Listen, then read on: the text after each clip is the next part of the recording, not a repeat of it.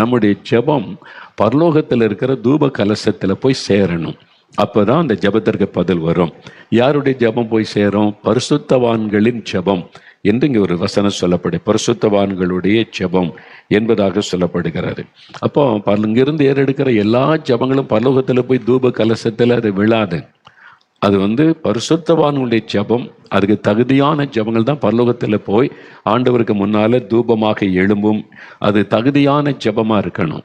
என்ன பைபிள் இருக்குல்ல, பாவிகளுக்கு தேவன் செவி கொடுக்கிறது இல்லை, என் இருதயத்தில் அக்கிரமை சேர்ந்து கொண்டிருந்தேன், ஆனால் ஆண்டவர் எனக்கு செவி கொடார். அந்த ஜெபத்தை கேட்கவும் மாட்டார், பதில் சொல்லவும் மாட்டார். வேதத்தை கேளாதபடி ஜெபிக்கிற ஜெபம் கர்த்தருக்கு அருவருப்பானது அப்படி சொல்லப்பட்டிருக்கிறது. ஆண்டவர் சொல்றார், நீங்க பாவத்தில் இருந்து கொண்டு மிகுதியாய் ஜெபம் பண்ணினாலும் நான் கேட்க மாட்டேன். அப்ப எல்லா ஜெபத்தையும் ஆண்டவர் கேட்பது இல்லை. எல்லா ஜெபமும் பரலோகத்துக்கு போகவும் செய்யாது. சிலர் நினைச்சுக்கிறாங்க நான் ஜெபிக்கலாம் பரலோகத்துக்கு போகுதுன்னு. அப்படி கிடையாது. பரிசுத்தவானுடைய ஜெபம் அங்க இருக்கிற தூப கலசத்துல போய் தூப வர்க்கமாய் விழும் பொழுது அங்கே தூபமாக அது ஜெப தூபமாக அது எழும்புகிறது.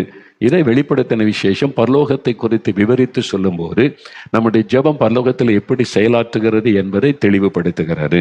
அப்போ நம்முடைய ஜெபம் அது பரலோகத்தில் தூப கலசத்தில் போய் சேரணும்.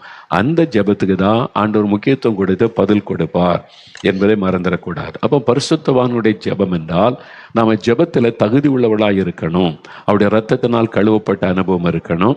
அப்புறம் பரிசுத்தாவினால் நிரப்பப்பட்டு ஆவியானவரால் நடத்தப்படுகிற ஒரு பரிசுத்த வாழ்க்கைக்கு நம்ம அர்ப்பணித்து கொள்ள வேண்டும். அதனால தான் ஜெபத்தை ஆரம்பிக்க முன்னால ஆயத்தப்படுத்திக் கொள்ள வேண்டியது அவசியம். நீங்க தனி ஜெபமா இருந்தாலும் குழுவா கூடி வந்தாலும் ஒரு தேசத்துக்காக ஜெபிக்க போகிற காரியமா இருந்தாலும் முதலாவது ஆயத்த ஜெபம். நம்முடைய பாவங்களை அறிக்கையிட்டு தேவனுக்கு நமக்குள்ள தொடர்பு ஏதாவது துண்டிக்கப்பட்டிருந்தால் சரிப்படுத்தி ஆண்டவரோடு நம்ம ஐக்கியப்பட்டு அந்த உணர்வோட அந்த விசுவாசத்தோட எக்ஸ்பீரியன்ஸோட சும்மா நினைச்சேன் ஜெபிக்கிறேன் அதெல்லாம் பரலோகத்துக்கு போகாது. அந்த உண்மையான ஒரு கனெக்ஷன் ஆண்டவரோட ஏற்படணும். பரலோகத்தோட உங்களுடைய ஆவி பரலோகத்தோட இணையணும். அந்த மாதிரி ஒரு அனுபவத்தோட நீங்க ஜெபிக்கும் போதுதான் அந்த ஜெபம் பரலோகத்துல தேவனுக்கு முன்பாக போய் அது விழும்.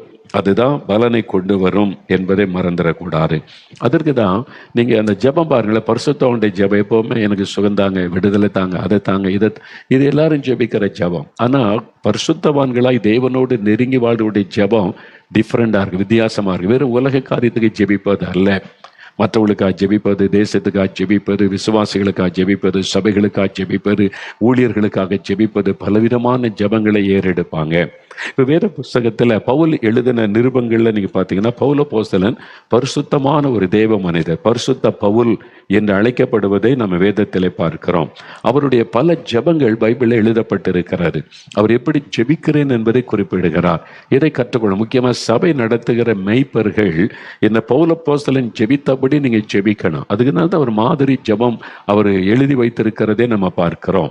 இந்த மாதிரி வெறும் சுகத்துக்காக விடுதலைக்காக மாத்திரம் அல்ல, அதையும் தாண்டி நம்ம ஜெபிக்க வேண்டிய காரியம் இருக்கிறது. பரிசுத்தவான்களாயிருக்கிற ஊழியர்கள், பாஸ்டர்மார்கள், சபை நடத்துகிறவர்கள், பிஷப்மார்கள் பவுல் அப்போஸ்தலன் ஜெபித்ததை கற்றுக்கொண்டு அதன்படி நம்ம ஜெபிக்கணும். அவர் என்ன ஜெபம் பண்ணார்? எபேசியர் 1:19 சில வசனங்களை மாத்திரம் நம்ம வாசிக்கலாம். எபேசியர் 1:19 என்ன சொல்றாரு? தாம் கிறிஸ்துவை மரித்தோரிலிருந்து எழுப்பி அவரிடத்தில் நடப்பித்த தமது பலத்த சத்துவத்தின் வல்லமையின்படியே விசுவாசிக்கிறவர்களாகிய நம்மிடத்திலே காண்பிக்கும் தம்முடைய வல்லமையின் மகா மேன்மையான மகத்துவம் என்னதென்றும் நீங்கள் அறியும்படிக்கு அவர் உங்களுக்கு பிரகாசமுள்ள மனக்கண்களை கொடுக்க வேண்டும் என்று வேண்டிக் கொள்கிறேன் என்பதுல கொஞ்சம் நீங்கள் ஒரு முறை வாசித்தா புரியாது, 2 முறை 3 முறை வாசித்தா தான் அதுல என்ன பவுல் சொல்ல வருகிறார் என்பது தெரியும். விசுவாசிகள், இயேசுவை ஏற்றுக்கொண்டவர்கள் உங்களுக்கு பிரகாசமுள்ள மனக்கண்களை ஆண்டவர் கொடுக்கும்படி வேண்டிக் கொள்கிறாராம். அவங்க ரட்சிக்கப்பட்டவங்க, தேவனுடைய பிள்ளைகள், விசுவாசிகள் என்று அழைக்கப்படுறவங்க, அவங்களுக்காக ஜெபிக்கும் போது இன்னும் ஆண்டவருடைய வல்லமையை அறிந்து கொள்ளும்படி, அவருடைய மகா மேன்மையை புரிந்து கொள்ளும்படி பிரகாசமுள்ள மனக்கண்களை கொடுக்கும்படி வேண்டிக் கொள்ளுகிறேன். எவ்வளவு மேன்மையான ஜெபம் பார்த்தீங்களா? நம்ம எனக்கு வெறும் உலக காரியத்துக்கு தான் அதிக முக்கியத்துவம் கொடுத்து ஜெபிக்கிறோம். சுகம் வேணும், விடுதலை வேணும், வேலை வேணும், படிப்பு வேணும், எங்களுக்கு பிஸ்னஸ் வேணும், கடன் பிரச்சனை மாறணும், வீடு வேணும், வாகனம் வேணும், எல்லாம் உலக காரியமாகவே ஜெபிக்கிறோம். ஆனால் பரிசுத்தவான்களுடைய ஜெபம் வித்தியாசமாக மாறிடும். வெறும் உலக காரியத்திற்காக அல்ல. நம்ம நான் ஒரு கூட்டத்தில் பிரசங்கம் பண்ண முதல்ல அவங்க ரட்சிக்கப்பட்ட ஜெபம் பண்ணுவேன். ஒப்பு கொடுக்க, ரட்சிக்கப்பட பல காரியத்துக்கு ஜெபிப்போம். கூட்டம் முடிஞ்ச பிறகு ஆண்டவரே இந்த வசனம் தொடர்ந்து அவங்களுக்குள்ள கிரியை செய்யணும், அவங்க விசுவாசத்தில் நிலைச்சிருக்கணும், பின்வாங்கி போகாமல் உமக்குள்ளே வளரணும், அவங்க ஒரு சபையில் போய் அமர்ந்து கற்றுக்கொண்டு கத்தருக்குள்ளே பலன் அடையணும், உங்களுடைய வருகைக்கு ஆயத்தப்படணும்னு ஜெபம் செய்வேன். அப்படி ஜெபிக்கணும்ல. அப்படி ஜெபிக்காட்டா என்னுடைய ஊழியம் முற்று பெறாது. பவுல நீங்கள் சபையில் இருக்கிற விசுவாசிகளுக்கு இந்த மாதிரி ஜெபிக்கணும். பவுல அப்போஸ்தலன் சொன்ன மாதிரி இந்த ஜெபம் பரலோகத்தில் தேவனுக்கு முன்பாக ஒரு தூபமாக எழும்பின் இருக்கும். அதை பரலோகம் அங்கீகரிக்கும். இன்னொரு ஜெபம் பாருங்க, அவர் ஜெபிக்கிற எபேசியர் 3ஆம் அதிகாரத்தில், அது எபேசியர் 3ஆம் அதிகாரம் 16-19 வசனத்தை பாருங்க. 16 இருந்து எபேசியர் 3 266 பக்கம் புதிய ஏற்பாட்டில், நீங்கள் அவருடைய ஆவியினாலே உள்ளான மனுஷனில் வல்லமையுள்ளவளாய் பலப்படவும், உள்ளான ஆவிக்குரிய மனிதனில் விசுவாசிகள் பலப்படவும், விசுவாசத்தினாலே கிறிஸ்து உங்கள் இருதயங்களில் வாசமாய் இருக்கவும், நீங்கள் அன்பிலே வேரூன்றி நிலை பெற்றவர்களாகி, அன்பில வேரூன்றணும், ஆண்டவர்களை நிலை பெறணும், சகல பரிசுத்தவான்களோடும் கூட கிறிஸ்துவனுடைய அன்பின் அகலமும் நீளமும் ஆழமும் உயரமும் என்னதென்று உணர்ந்து அறிவு கட்டாத அந்த அன்பை அறிந்து கொள்ள வல்லவர்களாகவும், தேவனுடைய சகல பரிபூரணத்தினாலும் நிறையப்படவும், அவர் தமது மகிமையினுடைய ஐஸ்வர்யத்தின்படியே உங்களுக்கு அனுகிரகம் பண்ண வேண்டும் என்று வேண்டிக் கொள்கிறேன். எவ்வளவு காரியத்துக்கு ஜெபிக்கிறார் பார்த்தீங்களா? ஜெபிக்க வேண்டிய காரியம் எவ்வளவு இருக்கு. ஒரு சபையில விசுவாசிகள் இருந்தால் அந்த விசுவாசிகளுக்கு என்னென்ன காரியத்துக்கு ஜெபிக்கணும்னே பவுல் அப்போஸ்தலன் மூலமா அறிந்து கொள்ளலாம். இது பரிசுத்தவான்களுடைய ஜெபம். உலக மக்கள் தான் அவங்க தேவைக்காக ஜெபிப்பாங்க. அப்புறம் பொதுவான காரியத்தை எல்லாரும் ரட்சிக்கப்படணும், எல்லாரும் மனம் திரும்பணும், ஆண்டவரே பாவிகள் மனம் திரும்பணும், குடிகார மனம் திரும்பணும்னு ஜெபிப்பாங்க. ஆனால் விசுவாசிகள் கிறிஸ்துவின் அன்பின் அகலம் நீளம் உயரத்தை அறிந்து கொள்ளணும், அன்பிலே வேர் ஊன்றணும், கத்தருக்குள்ளே பலன் அடையணும், உள்ளான மனுஷனிலே பலன் அடையணும். இதுக்காகலாம் நீங்கள் ஜெபிக்கிறீங்களா? யோசித்து பாருங்க. சபை நடத்துகிறவங்க உங்கள் விசுவாசிகளுக்கு இப்படி ஜெபிக்கிறீங்களா? இதான் பரிசுத்தவானுடைய ஜெபம். இந்த ஜெபம் வேலி உள்ளது, பரலோகம் அதை உடனே அங்கீகரிக்கும். அந்த மாதிரி ஜெபிக்கணும் இல்ல. ஆவிக்குரிய நன்மைகளுக்காக ஜெபம் செய்வது, அப்படி ஜெபிக்கிறது. அதே மாதிரி பவுல் இன்னொரு காரியம் சொல்றாரு. 1 தீமோத்தேயு 2ஆம் அதிகாரம் முதல் 2 வசனத்துல அவர் விசுவாசிகளுக்கு சொல்லும் போது அவர் ஜெபிக்கிறார். இப்ப விசுவாசிகளுக்கு ஒன்று சொல்றார், எப்படி ஜெபிக்கணும்னு.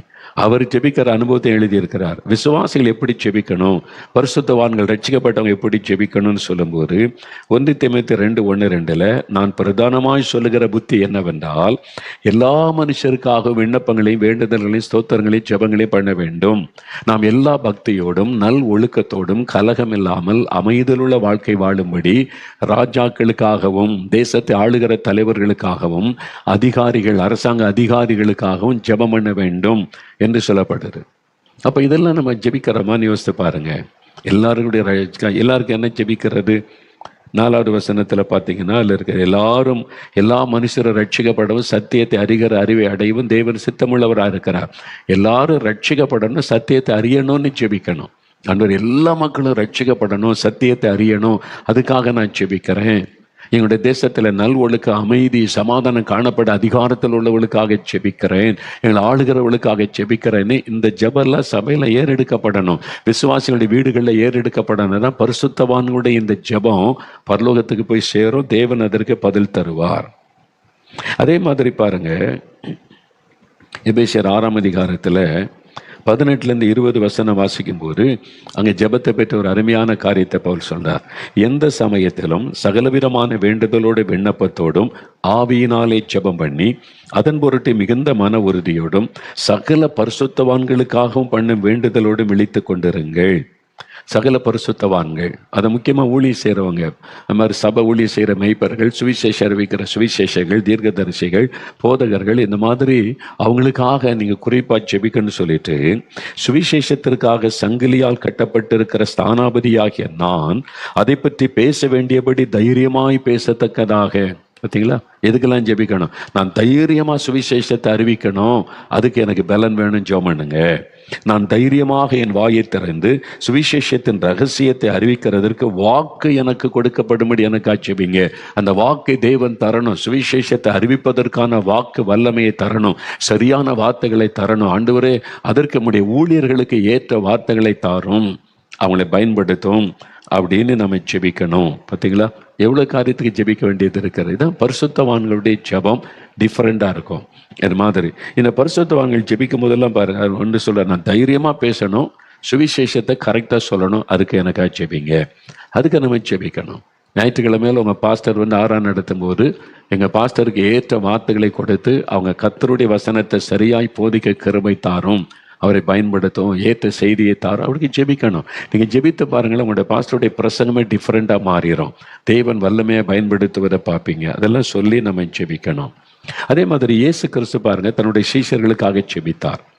சீஷரோடு ஜெபித்தார், ஜெபிக்க மாடல் பிரேயர்லாம் சொல்லி கொடுத்தார், சீஷர்களுக்காக ஜெபித்தார். அவருடைய ஜெபம் பாருங்க, யோவான் 17 அதிகாரத்தில் அந்த அதிகாரம் முழுவதுமே அவருடைய ஜெபம் இருக்குது. அது இல்லாமல் இன்னொரு விஷயம் இருக்கிறாரு. என்ன தெரியுமா? பரிசுத்த லூக்கா எழுதின சுவிசேஷம் 22 அதிகாரம், லூக்கா 22 அதிகாரம் 31, 32 வசனம் பாருங்க. லூக்கா 22, 31, 32 ரொம்ப முக்கியமான ஒரு காரியம். நம்ம அறிந்து கொள்ள வேண்டிய ஒரு சத்தியத்தை இயேசு ஜெபத்தை பற்றி சொல்றார் பாருங்க. பின்னும் கர்த்தர் இயேசு, சீமோனே சீமோனே, பேதுருவை பார்த்து சொல்றார், சீமோனே சீமோனே, இதோ கோதுமையை சுளகினால் புடைக்கிறது போல சாத்தான் உங்களை புடைக்கிறதற்கு உத்தரவு கேட்டுக்கொண்டான். நானோ உன் விசுவாசம் ஒளிந்து போகாதபடி உனக்காக வேண்டிக் கொண்டேன். நீ குணப்பட்ட பின்பு உன் சகோதரனை ஸ்திரப்படுத்து என்றார். இங்க பாருங்க, ஆண்டவர் வந்து பேதுருகிட்ட பேசுறார். டைரக்டா சீஷர்கள் 12 பேர்ல பேதுருகிட்ட பேசுறார். என்ன சொல்ல? சீமோனே சீமோனே, இதோ கோதுமையை சுளகினால் புடைக்கிறது போல சாத்தான் உங்களை புடைக்கிறது. எல்லா சீஷரையும், ஆனால் ஆண்டவர் டைரக்டா பேதுருகிட்ட தான் பேசுகிறார். எல்லாரையுமே புடைக்கும்படி உத்தரவு கேட்டுக்கொண்டார். சாத்தான் வந்து உத்தரவு கேட்டுக்கொண்டான். ஆண்டவருடைய பெர்மிஷன் இல்லாம தேவனால் தெரிந்து கொள்ளப்பட்ட மனிதனை சாத்தான் நெருங்கவே முடியாது. தூரத்துல இருந்து பிரச்சனை உண்டாக்கலாம், போராட்டம் உண்டாக்கலாம், தொட முடியாது. இதுதான் அறிந்து கொள்ளணும். அதனால தேவனிடத்தில் உத்தரவாகி கொண்டு அவன் வருவான். யோபுடைய வாழ்க்கையில ஆண்டவரிடத்தில் உத்தரவாகி வாங்கி கொண்டுதான் யோபை சோதிக்கும்படி வருகிறான். அது மாதிரி இங்க கர்த்தரிடத்தில், இயேசுவிடத்தில் உத்தரவு கேட்டுக்கொண்டான். அவளை சுலகளை வைத்து புடைக்கிறது போல நான் புடைக்கிறேன். இவங்க 3 வருஷம் கூட இருந்தாங்கல்ல, எப்படி உங்க கூட நிக்கிறான்னு நான் பார்க்கிறேன், எல்லாம் ஓடி போயிடுவாங்க அப்படின்னு சவால் விட்டான். இப்ப ஆண்டவர் சொல்றாரு, பேதுருவே உனக்காக நான் வேண்டிக் கொண்டேன். பேதுருக்காக பிரத்யேகமா இயேசு வேண்டிக் கொள்றார். என்ன வேண்டிக் கொள்ளுகிறார்? உன் விசுவாசம் ஒளிந்து போகாதபடிக்கு. அதனாலதான் இயேசு ஜெபித்ததுனாலதான் பேதுரு பின்வாங்கி யூதாச மாதிரி நாண்டு கொண்டு செத்து விடாதபடி மனம் திரும்பி இயேசுவிடத்திலே வந்து விட்டார். அதற்கு காரணம் இயேசுவனுடைய ஜெபம். பேதுருக்காக அவர் ஜெபித்தார், உன் விசுவாசம் ஒளிந்து போகாதபடிக்கு நான் வேண்டுதல் செய்திருக்கிறேன். ஏன்னா அவர் தான் ரொம்ப பலவீனமான ஆளு. மற்றவங்களாம் ஓடி போனாங்க, பேதுரு தான் மறுதளிச்சார். அதனால தான் ஆண்டவர் அவருக்காக பிரத்யேகமாக ஜெபிக்கிறார். அதனால தான் பாருங்க, நம்ம வந்து மணிப்பூர்ல பிரச்சனை, கிறிஸ்தவங்க தாக்கப்படுறாங்க, அடிக்கப்படுறாங்க. இப்போ ஒரிசாவில் பிரச்சனை உண்டாக்கி கொண்டு இருக்கிறாங்க, மறுபடியும் கிறிஸ்தவர்களை தாக்க பிளான் பண்றாங்கன்னா முதல்ல நம்ம எதுக்கு ஜெபிக்கணும்? பாதிக்கப்பட்ட கிறிஸ்தவர்கள் விசுவாசத்தை விட்டுவிடக்கூடாது, விசுவாசத்துல பலன் அடையணும், ஆண்டவர் மேல் உள்ள அன்பை விட்டுவிடக்கூடாது, அவங்களை ஆண்டவரை விசுவாசம் ஒளிந்து போகக்கூடாது. அதுக்கு தான் நம்ம ஜெபிக்கிறோம். பார்த்தீங்களா, இது இயேசு சொல்லி கொடுத்தது, நம்ம ஜெபிக்கணும். உலக அளவில் நிறைய தேசங்களில் கிறிஸ்தவங்க தாக்கப்படுறாங்க, பாதிக்கப்படுறாங்க, ஆலயங்கள் இடிக்கப்படுகிறது. அப்போ தேவ பிள்ளைகள், ஊழியக்காரருடைய விசுவாசம் அவங்க விட்டு விடாதபடி நிலைநிற்க, ஒளிந்து போகாதபடி ஜெபிக்கணும், சோர்ந்து விடாதபடி ஜெபிக்கணும், பின்மாற்றம் ஆகாதபடி ஜெபிக்கணும், கர்த்தர்களை பலனா நிற்கணும், விசுவாசத்தை பலப்படுத்தணும் ஜெபிக்கணும். அந்த ஜெபம் கேட்கப்படும், ஆண்டவர் ஜனங்களை நிலைநிறுத்துவார். இதான் அந்த ஜெபம். பார்த்தீங்களா, இப்படியெல்லாம் இயேசு கூட ஜெபித்ததை நம்ம பார்க்கிறோம். அப்போ நம்முடைய ஜெபம் பரலோகத்திற்கு ஏற்றுமதியானதா இறக்குமதி பதில் வரும். ஒண்ணுமே பரலோகத்துக்கு நம்ம ஏற்றுமதி பண்ணாம இறக்குமதி வரும்னு காத்திருந்தா எப்படி வரும் ஆசீர்வாதம்? நம்முடைய ஜெபம் போனாதான் அங்கிருந்து ஆசீர்வாதம் வர முடியும். அதனால தான் நம்ம ஜெபிக்க வேண்டியது அவ்வளவு அவசியம். அது மாத்திரம் இல்லை, பரிசுத்தவான்கள் ஜெபிக்கும் போது பார்த்தீங்கன்னா நிறைய அவங்க துதித்து ஜெபிப்பாங்க. அந்த ஜெபத்துல ஸ்தோத்திரம், துதி நிறைந்திருப்பதை பார்க்க முடியும். சாதாரண ஒரு ஆள் போய் ஜெபிச்சா, தேவைக்கா ஜெபிச்ச, ஆண்டவரே நான் ரொம்ப கஷ்டத்துல இருக்கேன், கண்ணில் இருக்கிறேன், சுகம் கொடுங்க, அழுது தன்னுடைய சுய பரிதாபத்தை உண்டாக்கி ஜெபம் பண்ணுவாங்க. ஆனா பரிசுத்தவான்களாக அந்த நிலைமையில ஜெபிச்சா ஆண்டவரை துதித்து ஜெபிக்கிறதை நம்ம பார்க்க முடியும். 1 தெசலோனிக்கேயர் 1 அதிகாரம், பவுல் அப்போஸ்தலன் தன்னுடைய அனுபவத்தை எழுதுறா பாருங்க. 1 தெசலோனிக்கேயர் 1 அதிகாரம் 4வது வசனத்துல ஒரு காரியத்தை சொல்றார். அந்த சபைக்கு, விசுவாசிகளுக்கு அந்த அவர் எழுதின நிருபத்தின் மூலமா ஒரு காரியம் சொல்றார் பாருங்க. 1 தெசலோனிக்கேயர் 1 அதிகாரம் 4வது வசனம், எங்கள் ஜெபங்களில் இடைவிடாமல் உங்களை குறித்து விண்ணப்பம் பண்ணி உங்கள் எல்லாருக்காகவும் எப்பொழுதும் தேவனை ஸ்தோத்தரிக்கிறோம். தெசலோனிக்கே பட்டணத்தில் இருக்கிற தேவ பிள்ளைகளுக்கு அவர் சொல்லுகிறார், எங்கள் ஜெபங்களில் இடைவிடாமல் உங்களை குறித்து நாங்கள் விண்ணப்பம் பண்ணுகிறோம். இடைவிடாமல் ஜெபிக்கிறாராம் விசுவாசிகளுக்காக. எத்தனை மெய்ப்பர்கள், பாஸ்டர்மார்கள் உங்களுடைய விசுவாசிகளுக்காக இந்த மாதிரி கருத்தா சீரியஸா தொடர்ந்து ஜெபிக்கிறீங்கன்னு யோசித்து பாருங்க. கருத்தா ஜெபிக்கணும்ல, அவங்களுக்காக அவர் சொல்றார், எப்பொழுதும் தேவனை ஸ்தோத்தரி, உங்களுக்காக தேவனுக்கு ஸ்தோத்திரம் செலுத்துகிறார். நான் இயேசுடைய ஊழியத்தை பொறுப்பு கொடுத்திருக்கிறேன். இதுல ட்ரஸ்டிஸ் இருக்காங்க, லீடர்ஸ் இருக்கிறாங்க, உடன் ஊழியர்கள் இருக்காங்க. அவங்களுக்காக முதல்ல ஸ்தோத்திரம். ஆண்டவரே நீ தந்திருக்கிற ட்ரஸ்டிஸ்களுக்காக ஸ்தோத்திரம், லீடர்ஸுகளுக்காக ஸ்தோத்திரம், என் உடன் ஊழியர்களுக்காக ஸ்தோத்திரம். அவங்களுக்காக முதல்ல துதிப்பேன், நல்லா ஸ்தோத்திரம் பண்ணிட்டு அப்புறம் அவங்களுக்காக ஜெபம் பண்ணுவேன். அவங்களுக்கு ஜெப ஆவியை தாரும், அவங்களை பலப்படுத்தும், அவங்களை தைரியப்படுத்தும், சொந்த விடாதபடி காத்துக்கொள்ளும். பல காரியங்கள், ஆவிக்குரிய நன்மைகள், உலக நன்மைகள் எல்லாவற்றுக்காக ஜெபிப்பது உண்டு. அதே மாதிரி தான் ஒவ்வொரு மெய்ப்பர்களும் தன்னுடைய சபைக்காக ஜெபிப்பாங்க. அந்த ஜெபத்தில் தேவனை துதித்து ஜெபிப்பது, அவங்களுக்காக ஆண்டவரை துதிப்பது. 2 தெசலோனிக்கேயர் 2ஆம் அதிகாரம் 13ஆம் வசனத்தில் பாருங்க. 2ஆம் அதிகாரம் 13வது வசனத்தில் பாருங்க. கர்த்தருக்கு பிரியமான சகோதரரே, சபை விசுவாசிகளுக்கு சொல்றார், நீங்கள் ஆவியினாலே பரிசுத்தமாக்கப்படுகிறதினாலும் சத்தியத்தை விசுவாசிக்கிறதினாலும் ரட்சிப்பு அடையும்படிக்கு ஆதி முதல் தேவன் உங்களை தெரிந்து கொண்டபடியினாலே நாங்கள் உங்களை குறித்து எப்பொழுதும் தேவனை ஸ்தோத்தரிக்க கடனாளிகளாய் இருக்கிறோம். எப்பொழுதும் உங்களை குறித்து தேவனை ஸ்தோத்தரிக்க கடனாளிகள். எப்பொழுதும் உங்களுக்காக ஸ்தோத்திரம் பண்ணுகிறோம், எப்பொழுதும் உங்களுக்காக ஜெபம் பண்ணுகிறோம்னு சொல்லுகிறார். அப்போ ரட்சிக்கப்பட்டு வந்த விசுவாசிகளுக்காக தேவனை துதிப்பது, அவங்களுக்காக ஜெபம் செய்வது, இதெல்லாம் வேதம் நமக்கு சொல்லுகிற சத்தியங்கள். ஆனால் இதை அறிந்த நாமும் அந்த மாதிரி ஜெபிக்க நம்ம அர்ப்பணித்துக் கொள்ளணும். இது ரொம்ப முக்கியம். பவுலும் சீலாவும் கூட சிறைச்சாலையில் அடைக்கப்பட்ட போது ஜெபித்தாங்க, அதே சமயத்தில் துதித்து பாடினாங்க. ஐயோ அடிக்கப்பட்டுட்டோம், நாங்கள் கஷ்டப்படுறோம், எங்கள் இது மாதிரி என்ன தப்பு பண்ணோம், ஏன் எங்களுக்கு இந்த உபத்திரம், கேள்வி கேட்கல, ஆண்டவரை துதித்து பாடிக்கொண்டிருந்தார்கள். துதிப்பது, அந்த சூழ்நிலைக்காக ஆண்டவரை துதிப்பது, அடிக்காக, உதைக்காக, பாடுகளுக்காக ஆண்டவரை துதிப்பது. பேராக சொல்ல, உங்களை பற்றி இந்த மாதிரி வீடியோவில் ஒருத்தர் பேசுகிறார், இங்கே பேசுகிறார். சிலர் சொன்னாங்க, ஒருத்தர் பேரெல்லாம் சொல்லி அவரை தெரியுமான்னா, அவர் வீடியோவை நான் பார்த்ததும் இல்லை, அவர் பார்த்தா கூட எனக்கு அடையாளம் தெரியாது. ஏன்னா நான் சொல்லி கேள்விப்பட்டேன் தவிர நான் பார்த்ததே கிடையாது, அவர் பேசினதே கேட்டதே கிடையாது.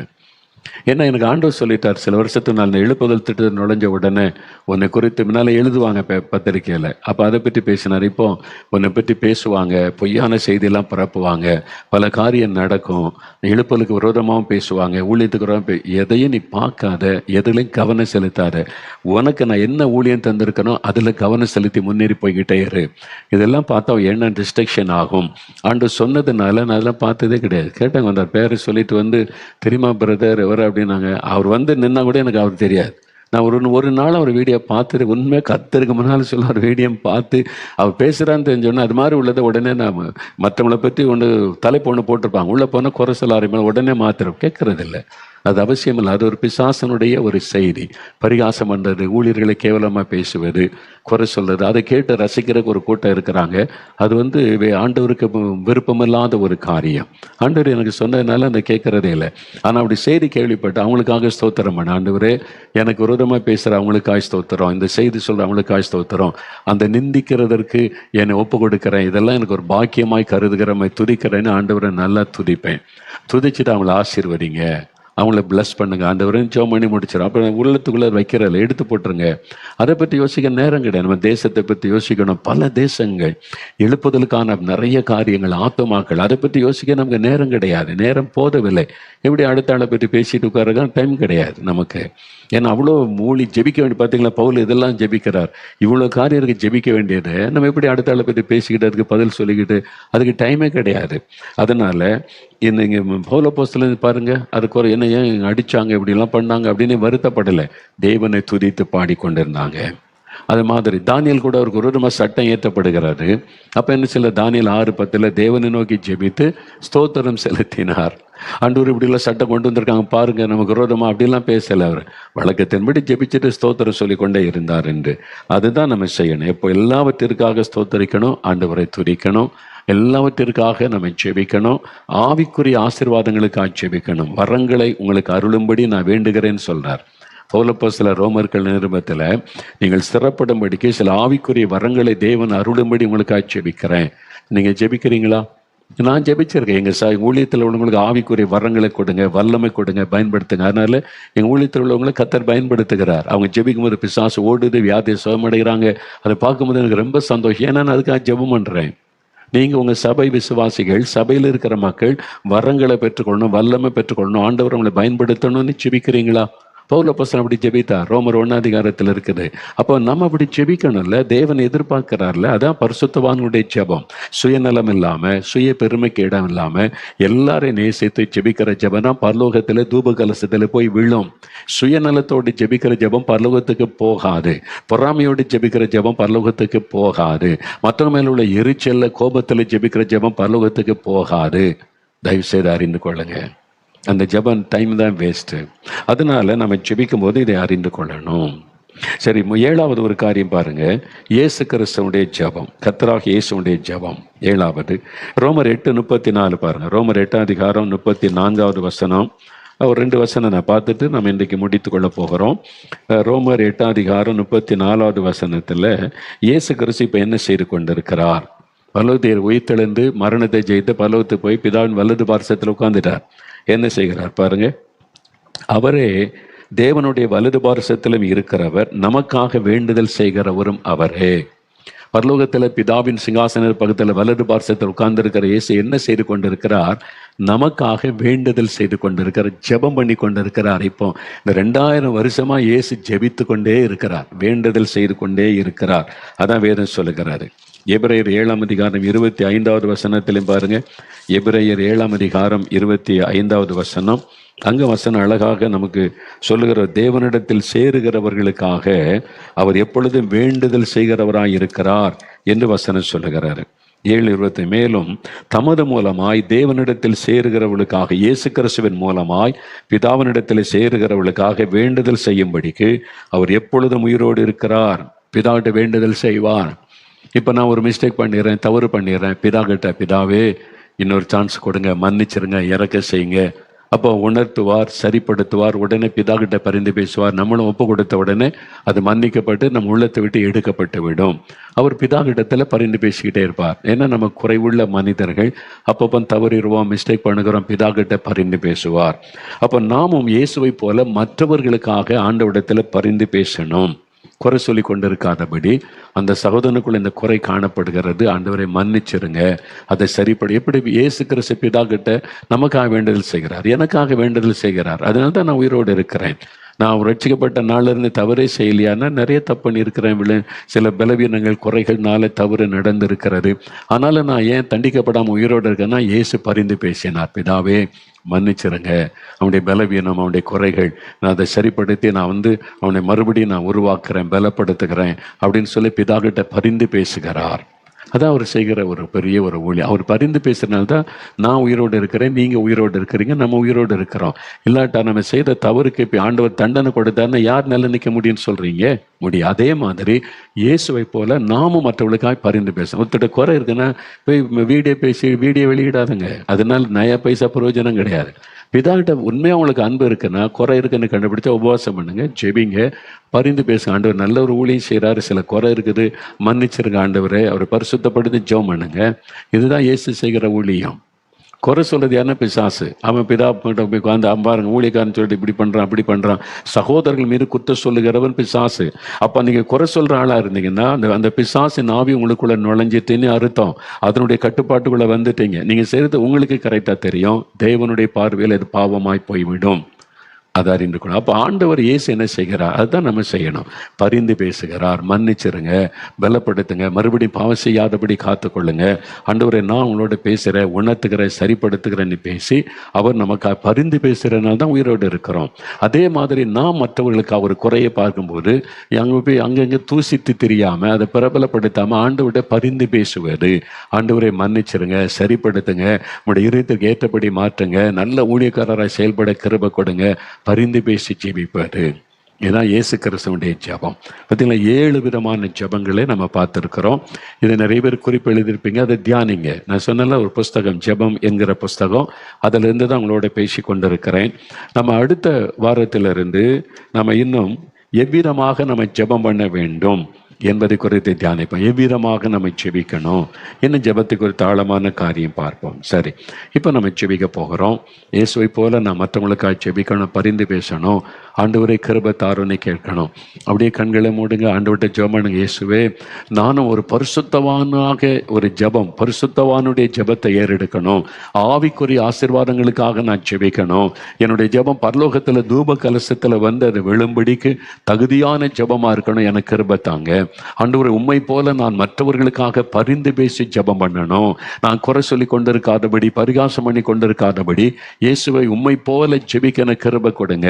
மற்றவங்களுக்காக பரிந்து பேசி ஜெபிக்க உதவி செய்யுங்க. யார் யார் அப்படி ஜெபிக்கிறாங்களோ அவங்களுக்கு எல்லாம் அந்த கிருபை கொடுங்க, கிருபை கொடுங்க, கிருபை கொடுங்க. ஆவியானவர் கிருபை கொடுங்க, ஆவியானவர் பலப்படுத்துங்க, ஆவியானவர் வல்லமைப்படுத்துங்க.